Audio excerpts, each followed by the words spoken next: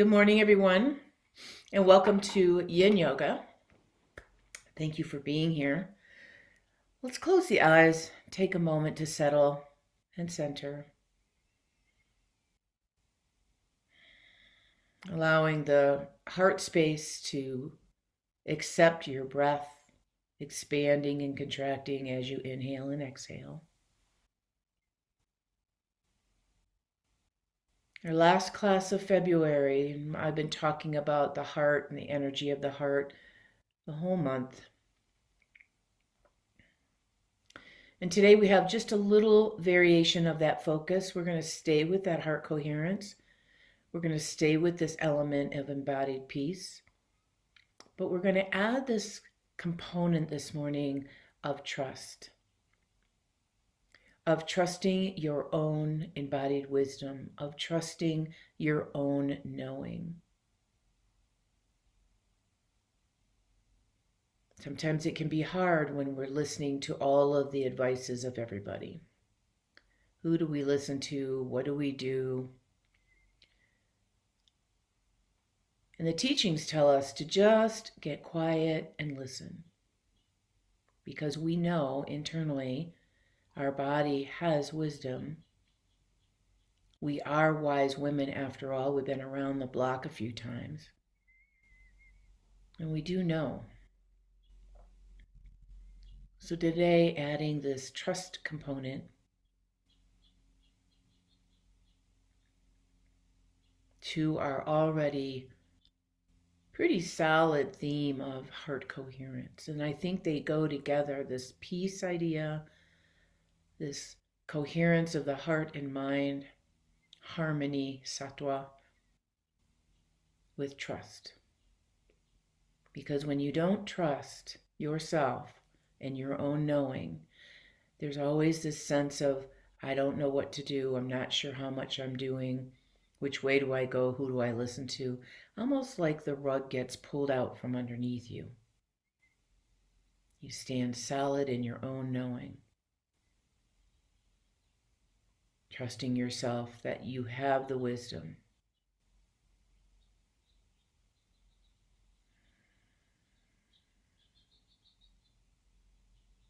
And so taking your hands together at the heart center, taking the thumbnails, gliding them upward toward the collarbone so that you feel the skin of the front body rise a little bit. Again, it's not a muscular action. You're not trying to make it happen.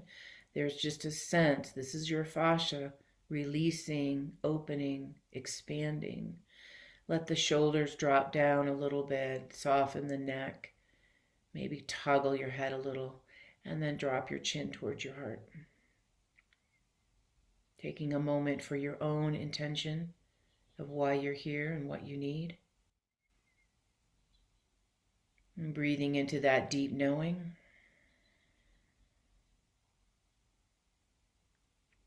And as you exhale, you can soften your eyes and lower your hands. All right, so we're going to start on the mat like we always do. I hope we all have our our looped strap. And so we're going to lie down on our backs. Legs down, arms down, and we check in.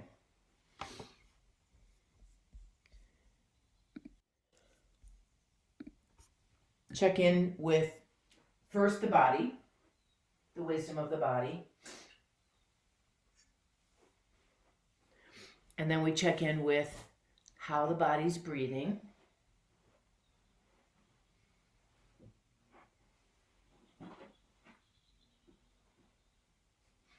Noticing the state of your mind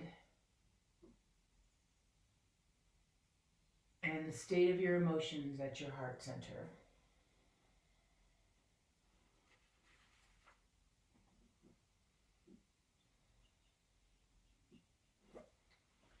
All right, so our somatic work today is going to center around the hips. And so what I'd like you to do is find your bent knees, comfortable spine position. Okay? Shoulders are going to stay down. I want you to cross your left foot over your right knee. So very familiar action. But from here, I want you to draw the legs towards you, and instead of reaching through to your bottom leg, I just want you to hold your foot with your hand. Can you find that? And when you grab a hold of the foot, I don't want you to sickle the foot. Flex the foot a little bit so that you keep that active. You can use your other hand on your shin if you like, or your outer knee.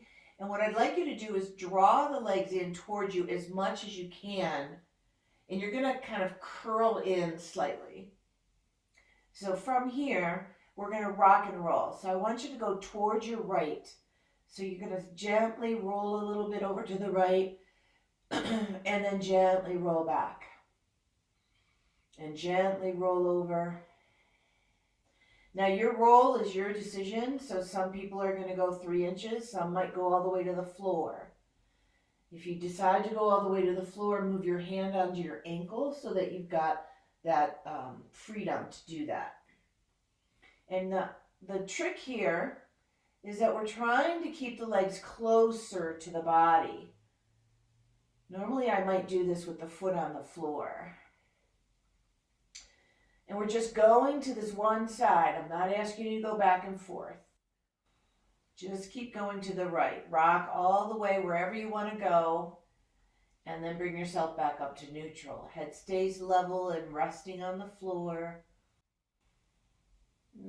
You might notice that as we keep going, you go farther and farther. And the fascia is softening, hydrating. Next time you go over there, see if you can pause for a minute. Now you might be holding yourself here, or you might go all the way down. Whatever you decide to do is fine. And just pause, take a breath. Can you keep your body more open? So I actually started to roll over to my right side. I don't want to do that. I want to open my left arm.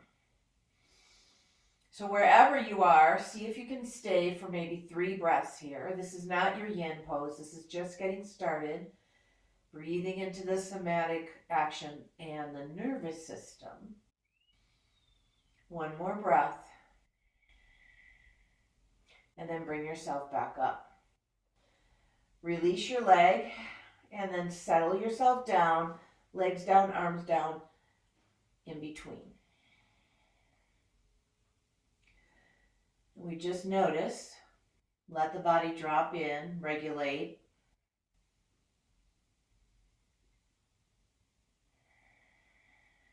And then go ahead and bend the knees, and we'll do the same thing with the other side. So right ankle over left. Draw the whole thing towards you. Grab a hold of your foot if you can, or maybe your ankle and shin, whatever you're going to do. And then you're going to start to rock gently towards the left. Now I can tell you, if you can't see me, that I'm moving about 3 or 4 inches. I'm not moving a lot here. I'm not trying to move a lot. But I want to see if I can just gradually move into a bigger and bigger action as my body starts to, the tissues start to soften. So it's an ask, okay? It's not a demand. Knowing our own deep wisdom and trusting our experience. That's another part of today, is when you know who you are and you know your own sort of wisdom, you can trust your actions. You can trust your decisions around whatever it is you're doing. In this case, we're just doing a class, super simple, but we can trust our own experience. So rather than just leaving your left foot on the floor and rocking, can you draw the legs towards you a little bit and then rock? And it helps to get a little deeper into that now right hip. Breathing. And then the next time you go over, can you hang out there for about 3 breaths? So I can tell you that my body is not all the way down on the floor. My legs are not all the way down on the floor on this side. But I'm still getting a lot of activity. I don't want to overdo. That's my body wisdom. Taking that right arm away from you, letting that right shoulder and chest pause here just for a moment while you're drawing the legs towards you. Take one more breath. Nice, deep, full inhale, exhale. And then come back up to center. Relax your legs and drop yourself down again. And let yourself pause.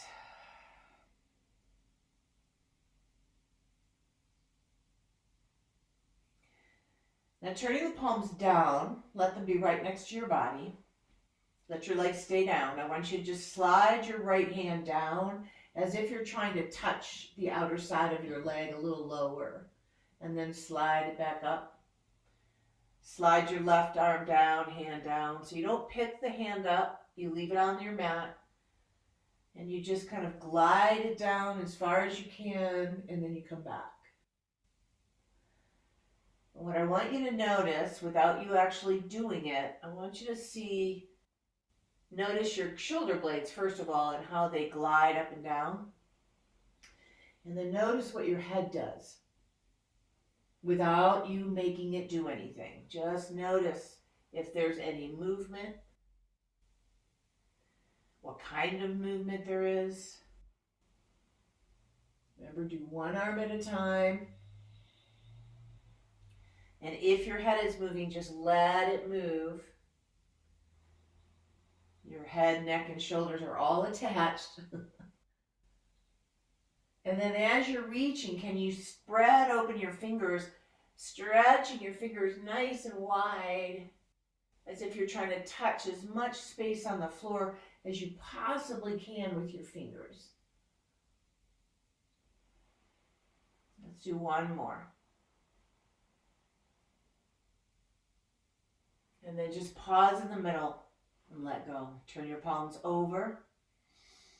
And as you do, I want you to take your thumbnails back to the floor. Take all your fingernails on the floor. And give it a little bit of extra juice in the thumbnail. Can you feel the opening of the hands, opening of the arms, all the way up into the chest wall? Noticing it in your throat, maybe even in your face. Take one more breath. And then let yourself relax completely. All right, bending knees. We're going to keep the feet underneath the knees. We're going to take the arms down by your sides, palms down. And as we inhale, I want you to push into your hands a little bit and lift your hips up. So little baby bridge pose. And then as you exhale, lower the hips and bring the arms over your head. Exhaling. Inhaling, dropping arms, pressing feet, lifting pelvis. Exhaling, lower hips, arms overhead. I'm doing it backwards breathing, so you might get confused. Don't worry about it. Inhale, press feet, hips up, hands down on the mat. Exhale, hips down, arms up overhead. Let's do a couple more. Just anchoring through this neutral position. And take your hips up wherever your body wants to go. Don't have a sort of belief system around what you should and shouldn't do. Trust your body and what it wants to do.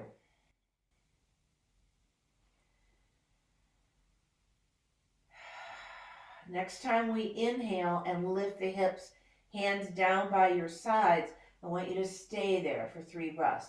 Pressing into your hands, maybe rocking your shoulders under you a tad. Push through your feet. Very active action here. Keep pressing into your fingers, getting the end points of your nervous system activated. Nice big inhale and exhale. And this is where you can use that trust and discernment idea around how much is too much, what's going to serve you this morning. And as you exhale last time, let your hands stay down, hips come to the mat. Bring your knees up to your chest, give them a little hug.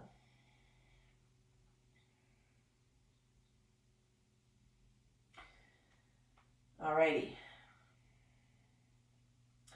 So I want you to grab your strap. This is where we're going to start to play with the loopsy-loops. And I want you to take the strap around your, let's do your left foot. If you put it around the ball of your foot, that's fine. You could also play with it around the heel. If you put it around the heel, it's around the back edge of your heel, not right on the bottom of your foot. If you put it around the back edge of your heel, you're going to activate the back line of the leg a little bit more than if you put it on the front. So just decide which one you want to do. And then you're going to grab a hold of the tail and slide your arms backwards. This is why the loop is great. And take your arms as far back as you can with your arms straight. So if your arms and shoulders are restricted, your hands are going to be higher. If your arms have, shoulders have a little bit more range of motion, your arms are going to be further back. And you find this place where you're reaching your arms back, you're reaching your leg up, and there's tension there in the strap to hold you in place. We're going to stay here. So this is where you've got that discernment piece. You've got that trust. I want to be here. I want to participate. But as somebody said earlier, I'm a little tired. So, 60%. Be here now. Now, if you feel like you've got a little bit, you're happy, everything's going, and you want the extra, you take the right leg down if you haven't already, toes to the sky. And you're going to press through your right heel, you're going to press up through your left heel, and you're going to pull with your arms. So it's very active action here. And then breathe into the whole body.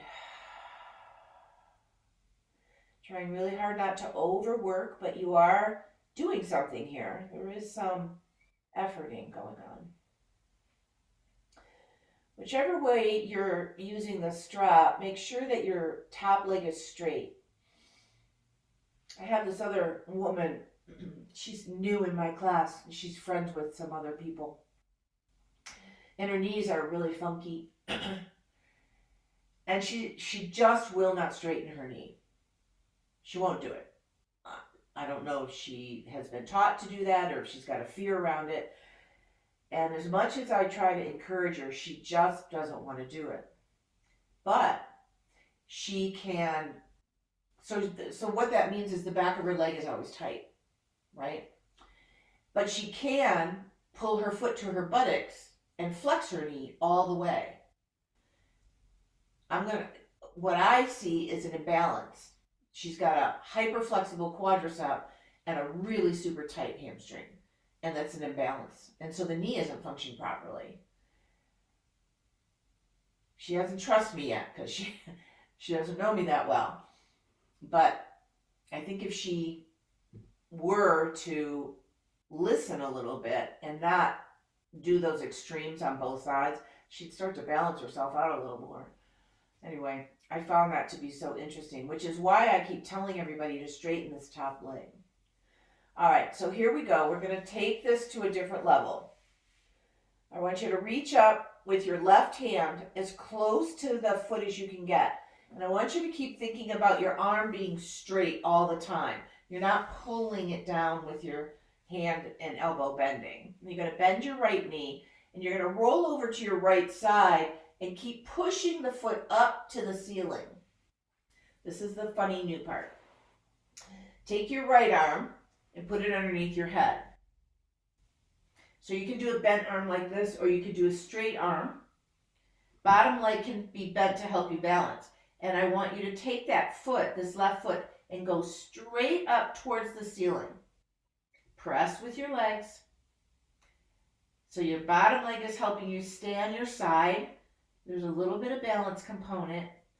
And your right or left foot is straight up to the ceiling. And remember, we're trying not to bend the knee. So maybe the foot is a little bit lower. Maybe you let go of the strap and it comes back a little farther, right? You find your edge and you breathe. That's what Yin's all about. You find your edge. Now, if you happen to have a big enough loop, it might feel good to you to grab a hold of the loop. And then my fingers are just sort of hooked in it. I'm not working at my hands quite so much. And I can tell you because my strap just moved a hair and I had it around the back edge of my heel. I was getting a lot more zhuzh in my leg than as it moved forward a little. So just find your sweet spot. Trying to keep your shoulders vertical and your hips as vertical as you can. So this was a little bit of a different action to try to get into this connective tissue deep in the inner groin that's wrapped around the inner knee and around the inner hip. And you might decide you're pulling back too far and then you fall over backwards. Have you done that yet? Try to find that sweet spot where you're balancing. This is called Vishnu's pose in yoga class. Take 1 or 2 more breaths here. Good. And then go ahead and roll back to the back onto your back. Release your foot, and then just rest. Legs down, arms down. And notice your whole being. And so an interesting component about heart coherence is that a lot of people mistake if I'm working with my heart coherence and I'm trying to create this sort of quality of compassion and love, that things are not ever going to be hard. That my life is super easy and, there's no friction. But that's actually not accurate because there's always going to be friction. Always, always, always. There's always going to be challenge. The trick is, how do you stay in your heart coherence, build that energy of love and joy and compassion and peace, and still have a little bit of friction? So this pose that we're doing, go ahead, grab your loop and put it around your right foot now. This pose that you're doing, this shape with the strap, is a little bit like that. It's a little challenging. You might notice your own level of frustration. And you work with that. Because when things are easy, there's no juice, there's no challenge, there's no understanding of our own true nature. We're just kind of coasting. So remember, you can decide to put the strap either around the ball of your foot or around the heel. Then take your hands on the tail and stretch your arms straight back. Push your knuckles away from your head. You're trying to extend your arms as much as you can. And then press the heel or the foot up into the strap so your leg is straight. You can opt to drop your left foot down so your leg is straight and the heel presses away. So if you're doing that, the left leg is active. I don't want it to just be flopping over. And then the right leg is active and the arms are active. And we're finding that sweet spot. Finding that sweet spot.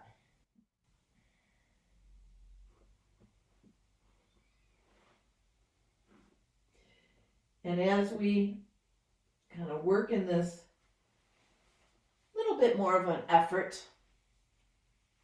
we find that trust.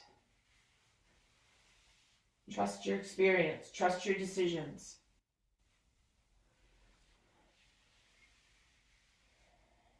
Trust your gut, as they say, right? We have more neurotransmitters in our gut than we have in our brain. And so when we're always trying to, quote unquote, figure everything out, we don't allow ourselves to drop into that deeper knowing.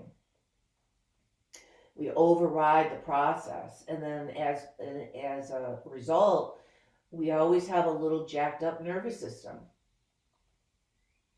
because the nervous system isn't really working with your deep coherence. It's kind of working with the external. And so, yeah, you can spend time, not watching the news and not getting caught up in all the chaos, but your nervous system knows it's there. And so how do you work with that? The teachings tell us you just find your path, you find your practices, you find your way of coming back to yourself. And the glory about being this age is we have that understanding. We know we're wise. We know we've had life experiences. I hung around with my daughter and my granddaughter yesterday, and I was like, God, I'm glad I'm not either one of those ages anymore.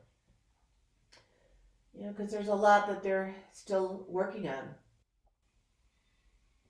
And if you remember when you were 40 years old, or even when you were 17 years old, you thought you knew everything. We didn't know anything. Take one more breath. Now take your right hand all the way up as close as to the loop as you can grab it. Maybe you can even grab your loop. Bend your left knee and then just roll over onto your left side. And rather than letting your foot drop to the floor, your foot now is going to stay straight up towards the ceiling. Let your arm be underneath your head. Let your lower leg be bent and put it in a spot where you can balance up onto your left hip. This side's a little harder for me, I'm noticing. And you just find where you can balance and still get that sensation up around this inner groin of the top leg. So if you fall over backwards, a lot of times it's just because you brought the leg back too far. Bring the leg a little forward so you can get into the side hip, and then see if you can't sort of coax it a tiny little bit upward. I'm still pushing into my heel. I'm still trying to keep the leg straight. And then breathe. I'm watching the time. These are about 2-minute, 2.5-minute holds. And so just ask yourself, this is an area we don't typically find. This particular action here really gets into the lateral inner band. When we do a little bit of a different action with side leg actions, we don't get exactly in the spot. So can you feel that?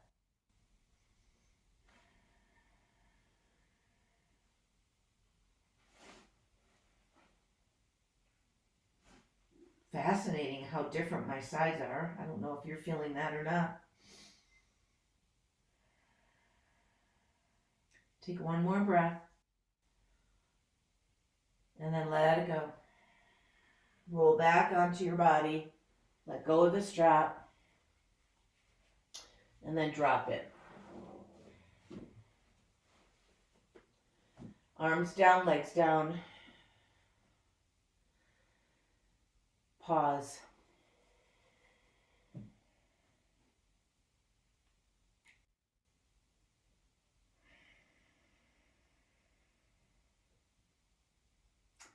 All right.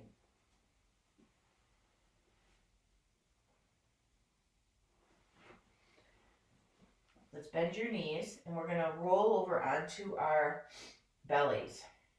Oh, I guess you didn't have to bend your knees. And we're going to come up into Sphinx pose and balance all that out.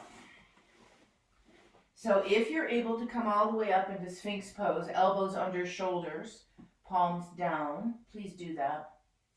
If it feels too high, bring your elbows, slide them back towards your ribs a little, and lower your body down. So you're still elevated, but not as high.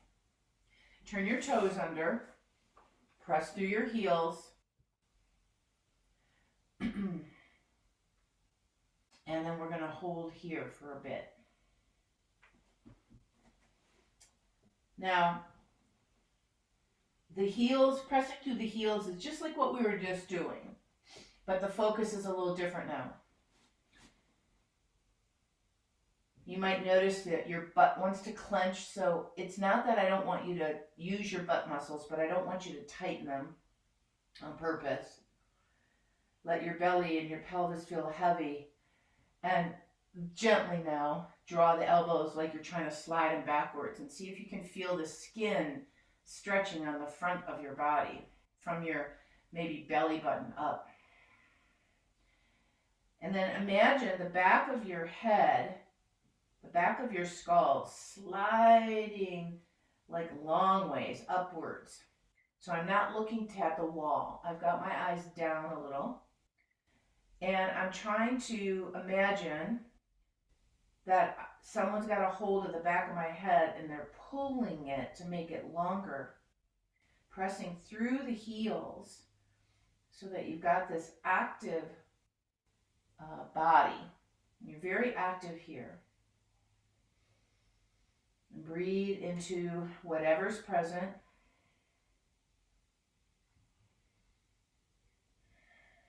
Now we're about halfway through this hold, so I'm going to offer you another option. If you want something a little bigger, you can take your hands toward the corners, and I would suggest you move your hands forward and lift your elbows off the floor. So the further away your hands are, the lower this will be. The hands closer in make you press yourself up higher. You don't have to do this part at all. You can stay on your elbows. And you find your sweet spot here. Remember, when you're in yin, if there's no tension, there's nothing happening. And it's kind of like what I was just talking about in the beginning of class. We have to trust our experience. And we have to make our decisions about how much is too much. How much is not enough. What do we do with our days? How do we speak to ourselves and others? So yin decisions are the same. Every day is different. Some days we have more energy and we can do more. Some days we have less and we do less. We just find our way through it. Take one more breath. And then let everything go. Let go of your feet. Head comes down on your hands. And pause.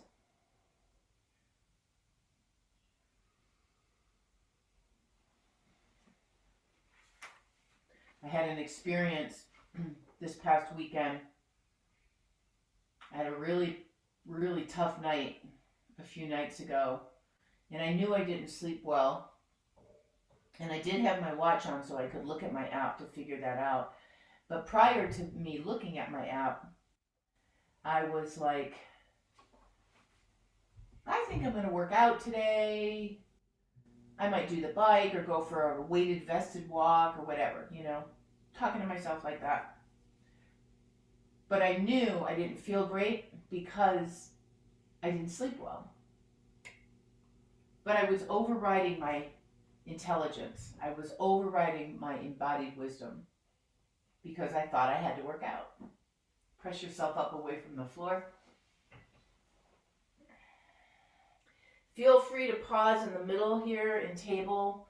Just give yourself a moment. You might even want to bring your hips back. Go slow if you do that. You've just been upside down or backwards. And anyway, before I decided to go out and take my walk, I looked at my app. And I had not even slept 6 hours.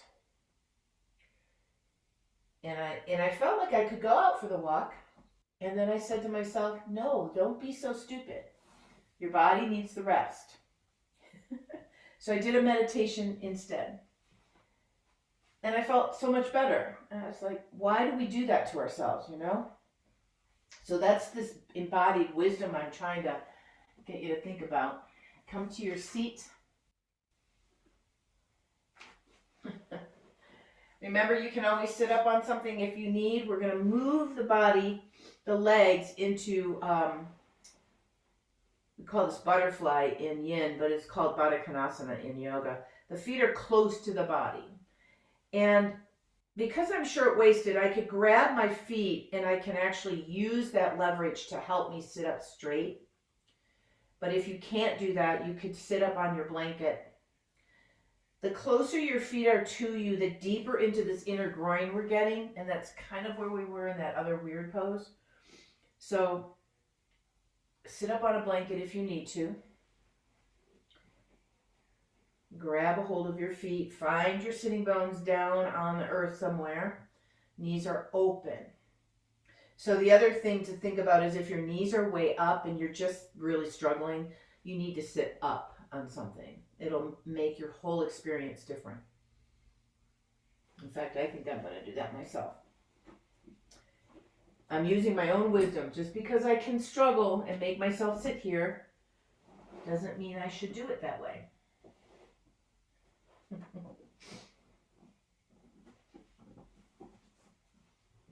And so remember, we're not trying to make it easier. We're just trying to line the body up a little bit more organically, a little bit more efficiently, I guess I will say. So now I'm still getting that really great action, but I'm not fighting with myself. If you've got more freedom than I do, you can go ahead and start to lean forward, but don't drop yourself over. It's really a long movement right from the back body, right from the hips.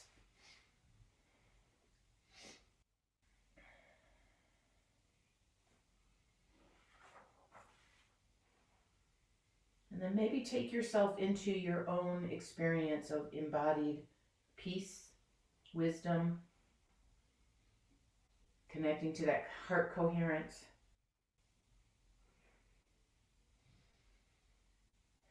And when we're working with yin especially, but in any yoga practice, we're really trying to create fluidity and a little bit of a watery component. And this fluidity and this watery component that lives right at the heart, we could call that resilience. Yogis call it ojas, our vital essence. Western medicine calls it our immunity. So when we're depleted, like me the other night, and I was depleted for sure, and I was trying to override my own body wisdom. The body was trying to tell me, I just wasn't listening. And it took an app for me to go, oh yeah, I don't need to be doing anything, but at least I listened to that. But when we override the body's wisdom all the time, we actually find ourselves in a state of depletion. Not in a state of ojas, not of building this vitality. And as we've gotten older, we've realized that we don't have to keep pushing all the time, yes? Take one more breath. And then start to come up. But we're going to stay in this general shape. I'm just going to have you move the feet forward now. This is our favorite, my favorite. And you may or may not need the blanket underneath your hips anymore. I want you to put something in front of you here, bolster, blocks, whatever you need to come forward and allow yourself to rest your head on it or your head in your hands. So I don't happen to have my bolster with me, but I've got my blocks. And so if I want to do it that way, I could put my head on my blocks and let my arms just rest. This one is a little bit of a longer hold on purpose. I really want your head on something. This is going to help with that thinking, that overthinking frontal lobe brain. Let your head or your hands on your head or your head on something create that still point.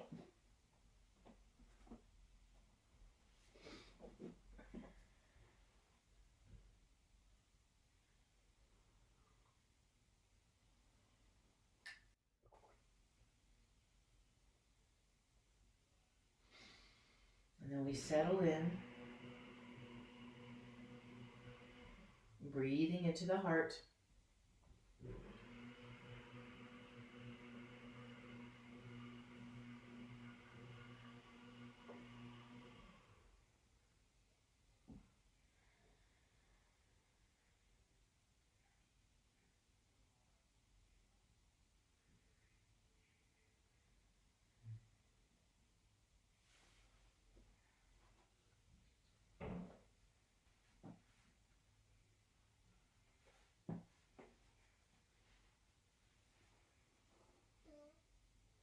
Softening into your shape.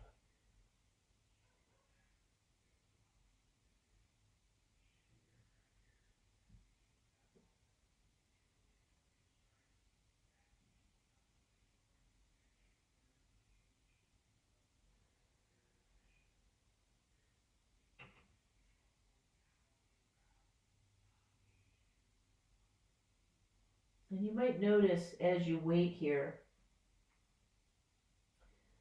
that the initial sensation or the initial shape is not giving you the same feeling. And if that's the case, you just need to lower yourself down a little bit more because your body's softening into the shape, and now you can go to another level. And so don't be afraid to try. And if it's a no, then back up. And if it's a yes, go, all right, well, just stay in this new shape.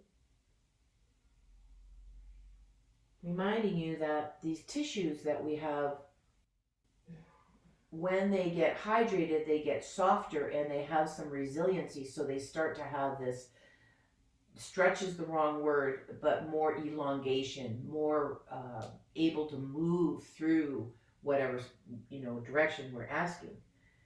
And when they're dehydrated, they're very stiff and tight, which is why we feel stiff and tight in the morning. That's why we want to drink warm water first thing we get up in the morning and not coffee, so that we can actually hydrate our tissues that way. And then ideally we would move a little bit so that we can hydrate and massage the tissues, the fascia, with movement.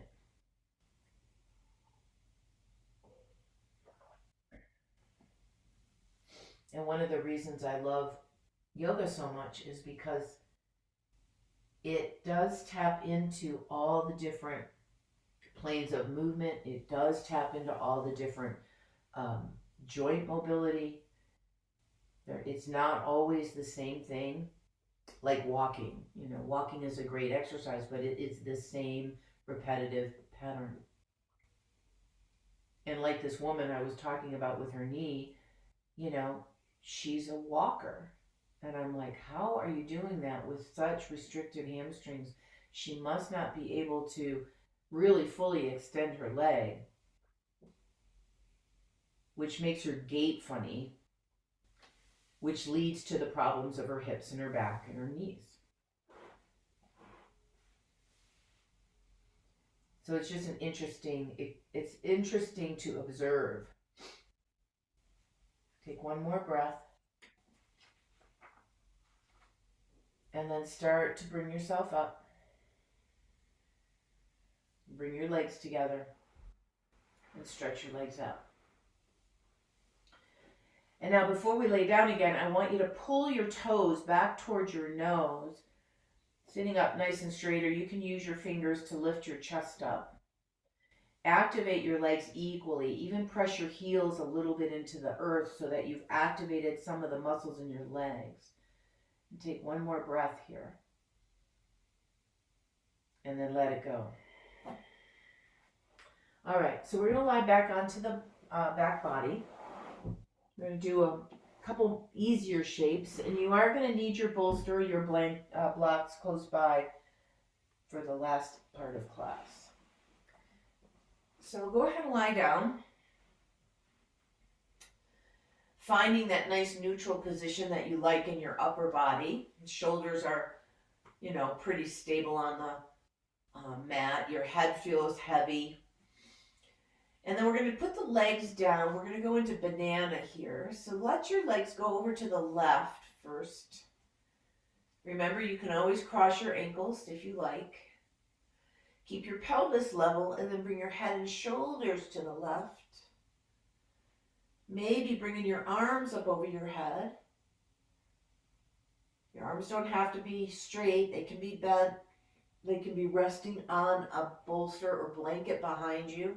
You can leave your arms down if you need to. And then notice again, when we turn our bodies to the left, what does our head do? Does our head turn to the right naturally? Then leave it there. Does the head turn to the left naturally?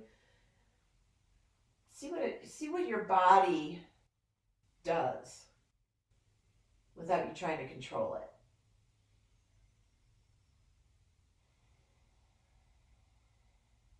This thing we call wisdom in the body, I like to use the language embodied wisdom.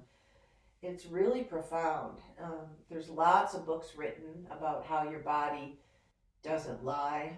It gives you information all the time, always trying to pull you into the present moment,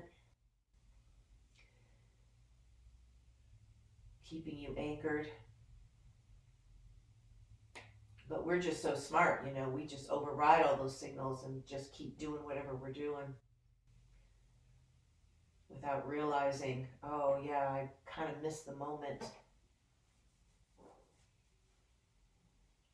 And I know myself, I can have that tendency, thinking about the day or planning or moving ahead in the year, and I miss the moment. So this is our moment right here, right now. Staying with the body's sensations, the breath, right at the heart center.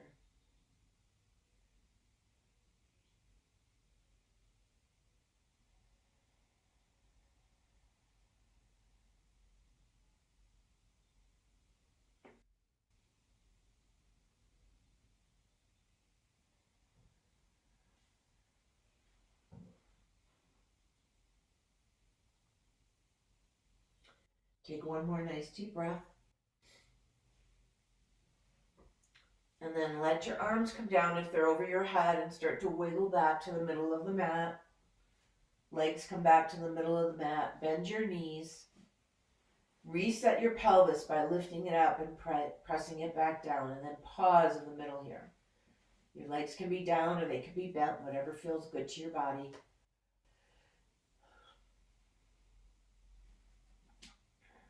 The other thing you might notice as you travel through a class like this is that you yawn. If you've ever experienced that, that's your body releasing tension. That pent up sort of, the body's releasing it, which is a great thing. All right, if your legs are bent, please put them down. We'll move to the other side now. So feet go over to the right. Remember to hook your feet if you like. Don't have to.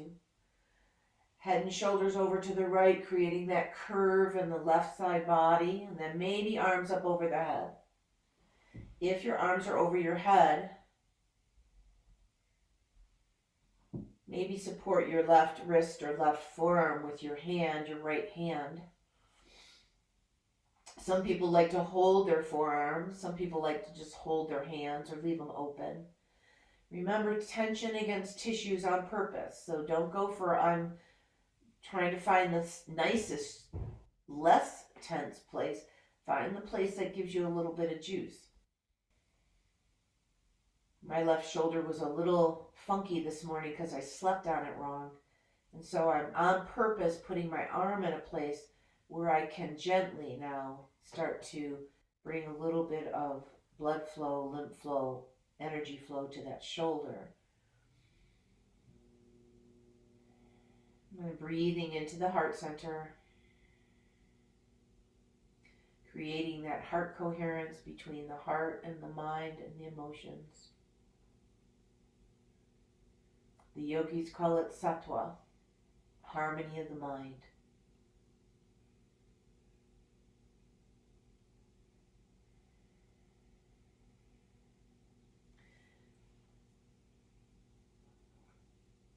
And going back to the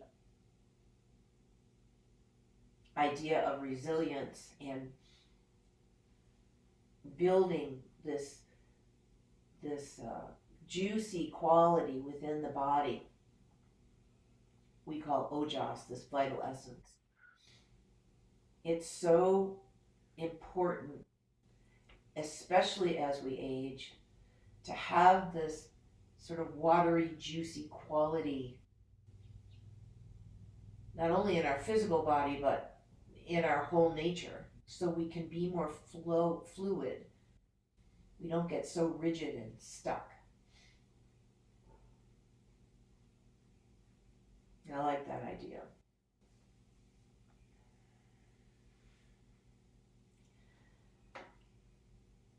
Take one more nice deep breath.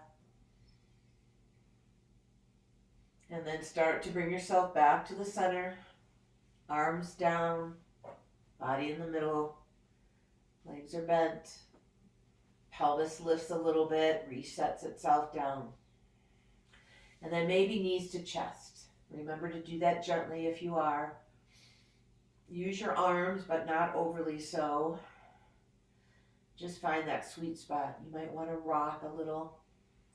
Remember, the rocking against the sacrum is a very nourishing action. All right, rolling over to our sides, we're going to push ourselves up away from the floor, and we're going to set up for our chest opener to finish class. So if you have your bolster, I would recommend you use it. I'm going to use my blanket like a bolster because my bolster's in my car. I forgot to go get it. And if you're using a bolster, the end of the bolster is going to be at your lower back. Your whole upper body is going to be supported, but you might want to put a block underneath the end so that you're elevated, because I want your chest open. I happen to have this blanket, so that's not going to work. So I'm going to put the blanket edge right at the base of my ribs so that my chest is open. You can always fold the edge of the blanket underneath your head to make your head a little higher. And so if you're using whichever one, I want the chest to be higher than your pelvis. And I want you to see if you could take your arms somehow away from your body, maybe in a T, maybe in a cactus shape, maybe in the middle of those two. Find a place where you feel tension across the front of the chest, where you're on purpose creating a little bit of pressure. Been working on heart opening this whole month. It's something that this is a super gentle way to counteract the effects of that rounded posture that we can fall into because we spend so much time with our arms in front of our body and our body's in a curved position. Whether you're reading or driving a car or looking at your tablet, whatever you're doing, the body will be in that sort of forward curve shape. Very, very rare to see somebody sit straight up and read. And then from here, you can just allow yourself to settle,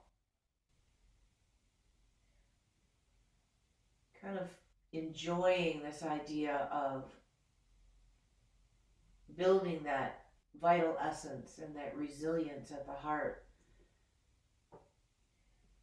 Kind of use the body sensations as a way to stay there. If you start to get tingling in your fingers, you're working at it too hard, just lower your arms a little. Reminding you that we have a big nerve complex right between our bones of our clavicle ribs and our shoulders. It runs from the side of our neck down and around our armpits. So that can get impinged. If you've ever heard of nerve impingement, that's what it is. And you can do that in this shape if you work at it too hard. So just find your way. And then maybe your legs are down, maybe your legs are bent. Find a way that you can be here and really enjoy the shape.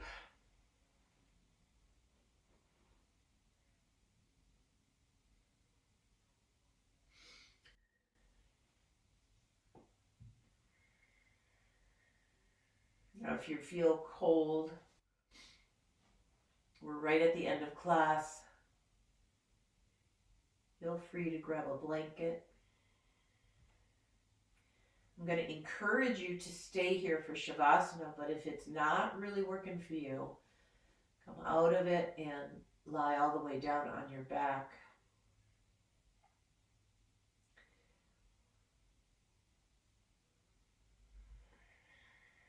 And as we decide, remember, use your embodied wisdom. Use that discernment. One is not better than the other.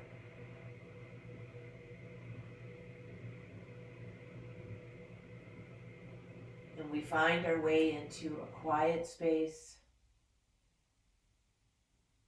Maybe there's a blanket covering you. Maybe you've got an eye pillow over your eyes.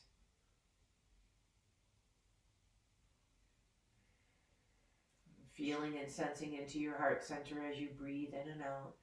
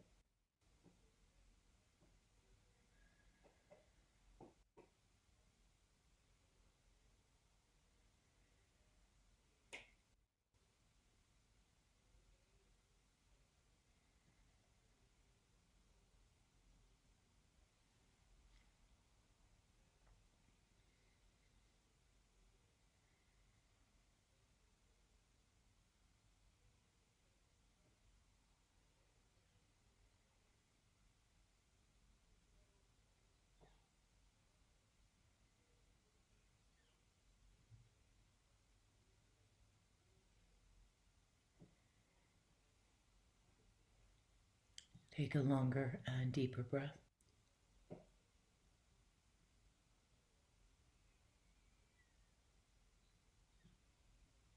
And as you start to come back to your body, if you're elevated, please bend your knees. Be careful about rolling off of your shape there. Once you're on your side, pause. Let your body adjust, let your mind adjust. And then when you're ready, press yourself up to sitting. We'll close the practice.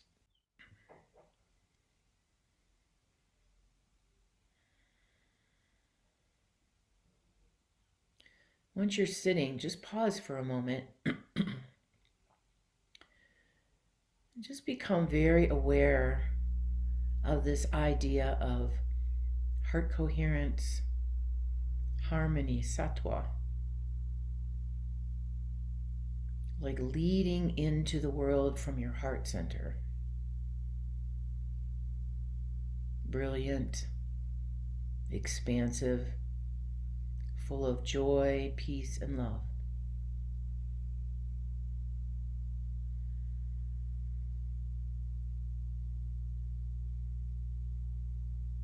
And then hands come to heart. As we did in the beginning, slide the fingernails up the sternum so that you feel the front body float. Now you might not notice it as much now because you've got much more space. Shoulder blades drift down the back of the skull, lengthening towards the sky. Taking a moment here just to feel and sense into space, ease, stillness.